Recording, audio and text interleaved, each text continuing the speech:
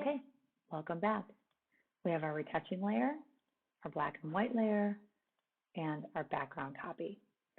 So the next thing we need to do is straighten the horizon. And I have pressed Command H, which hides and reveals my extras.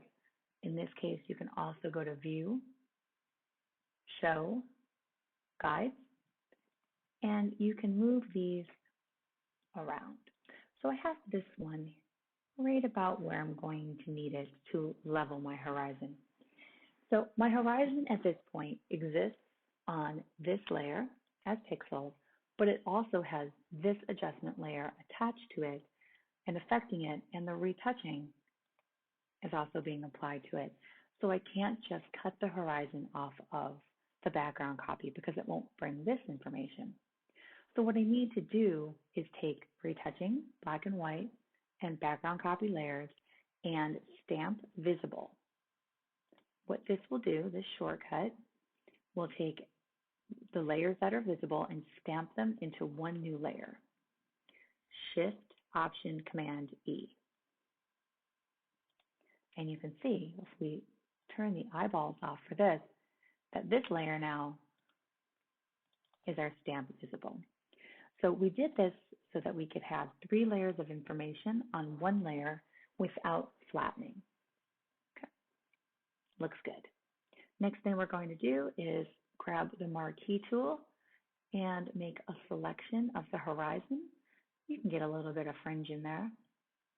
And once we have a marquee, make sure you're on Stamp Visible. Hit Command J to jump that information to a new layer, or you can go to Layer, New, Layer via Copy. And now we need to scale and rotate it. We can go to Transform and do one at a time, or we can hit Free Transform, which is Command T, and lets us scale and rotate at the same time. So I'm going to go to the corner point, right, this guy here, and you'll see the mouse turns to the rotate icon, and then we need to make it a little bit bigger.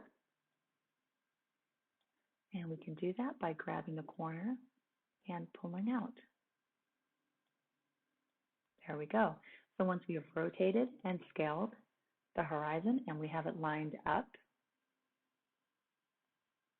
with the guide, hit return. There we go. Sorry about that little message interruption. Now we have a little too much and we don't want to erase it. So we're going to name this layer Little Horizon and add a layer mask, which is at the bottom of the layer panel. Looks like the flag of Japan or a front-loading washer. And using B for the brush tool, and black and white is the foreground and background. We're going to zoom in. Make sure that you have not the pixel thumbnail, but the layer mask thumbnail selected. And with black in the front, hit X for X-Men to toggle.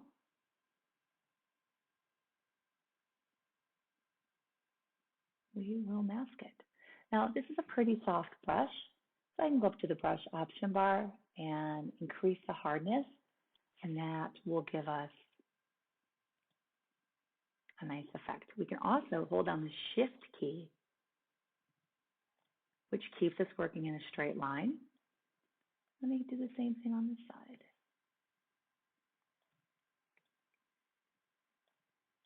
So when you click and hold down the Shift, it keeps the brush in a straight line, right, which is great for those edges.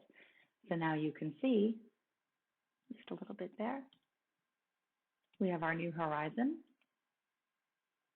Our edges look pretty good. If you made a mistake, and you're like, what am I going to do?